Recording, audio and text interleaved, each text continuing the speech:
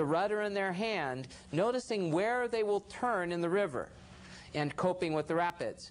However, they're so busy with their plan that they forget to jump in the boat with the rudder. The emotional person, on the other hand, is coping with the rapids. Doesn't necessarily focus that, do I have a rudder or not rudder, and where would I turn? They are responding to the moment to moment, instantaneously, spontaneously responding. The kinesthetic person, on the other hand, is feeling the water on their skin. Oh, I'm in water. This feels wonderful. It's warm. It's cool. Maybe I would like to go over to that part of the water and see how that is. And see that sensitivity. If you're feeling things in your whole body, can you imagine that you might be a little more sensitive than someone that is thinking about something to the exclusion of everything else? I've been trying to understand the difference between the second and the third type. Is this correct, that the third type that you're describing now is aware of feelings within themselves, like their own feelings of themselves? Okay, whereas the others are feeling someone else's feelings? Well, rather than feeling other people's feelings or feeling themselves, I like to separate those two words, even though the word feeling is consistent in both areas. Sort of the way I like to sort of describe it is kinesthetic are sensing. They sense things, the physical sensations in all their body. Okay. The emotional person sort of consolidates all of those physical senses very quickly into their solar plexus and responds in a reactive way. Okay. However, their immediate response is that reflection reactive nature. It's that emotion as opposed to the sensation. Exactly, okay. Exactly. And so if you are sort of focused on that emotional response, that sort of reflection, if you will, or reaction.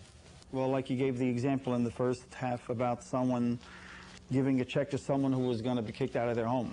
Right. And so you're emoting. Exactly. Doesn't mean you're feeling a sensation necessarily on your skin, but it's the emotion. Where this other one, you're aware of your sensations, the physical thing actually. Yes. How you are reacting to this in different parts of your body. Actually bring up an interesting dialect that I wanted to talk about in this segment anyway, is there's a very different way of people expressing their emotion, or, which would be the opposite, feeling the other person's emotion. Bringing it in. Bringing it in. There's also people that easily are comfortable touching other people, or they feel other people's touch without even getting close to them. Sort of receiving touch, sort of the dialects that each one of these language types has, in my opinion, is internal and external. So some people like to receive a touch, and some people like to give it and not give it. Others like to give. Okay, that's yes. Interesting. Both ways, giving or receiving. Now, interestingly enough, for the internal people that are more internal, they have a tendency of breathing through their nose and going, mm-hmm. We talked about this with you earlier. Is that a pattern that you might recognize? Mm-hmm. What happens with those kinds of people is basically they have developed a reality where they can go within themselves and retreat from reality. So they are honestly more comfortable receiving, whether it is emotion, a sense, or a thought, than they are communicating it. So in that regard, if someone is internal, I notice that they breathe through their nose a little more, and I also acknowledge their wisdom. They have a connection inside themselves to something that seems, or appears to them at least, much more pleasant, peaceful, loving than anything that's outside of themselves. Is that true for you, Romeo? I would say that. I would agree with that. And see, there are other people that are more comfortable with the outside and expressing, and have a little bit more of a reluctance of going within because it's unfamiliar. I mean, I know I enjoy that internal. My world of ideas, my world of feelings and reflections, whether it's a beautiful scene or a person or an event, that my inner sense of savoring that reality is very important to me. Well, and it's also demonstrated, and the viewers will appreciate this, the internal people often will be sought out for counsel by people like myself that want to talk about things. And they'll talk about that, and they'll talk about what their challenges are and what they're learning and asking for advice. And then, without you saying any words, they say, "Gosh, Romeo, thank you very much. You've been such a help. I really appreciate your advice." And you had yet to say anything. The external person is one that continually expresses energy outwardly and rarely, if ever, brings it in. By the same token, you internalize, and the opportunity or the encouragement or the expansion for you would be to bring it out. And when you bring it out, I will remember to put my finger to my lips. Okay. So I will learn what you know to breathe in. That's the dialect that affects all these different language types.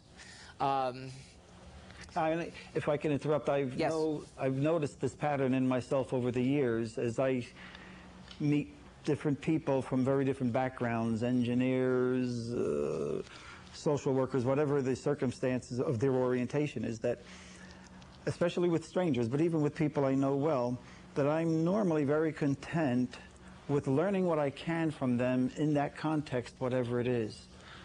And I have this sense, and now I'm understanding why I had this propensity, that if they want to learn something from me, they really should ask. That I don't want to impose it on them, as it were, but if they would give me a clue and ask me, then I would respond, but I don't feel comfortable taking the initiative to share what I would know or what my perspective would be. Well, that fits my type? Exactly, and the last thing that you want to do, honestly, is share your wisdom with someone that rejects it. Would that be true? Absolutely. Okay. Whereas other people that are more external, they're likely to think they are wise and continually share it rather than ask another person to see if what I'm saying is wise. Or at least perceived as wise. Exactly, by another person besides themselves. The pattern of internal person is build up, build up, build up with energy and then have to express something in some way. Sometimes that expression is less eloquent.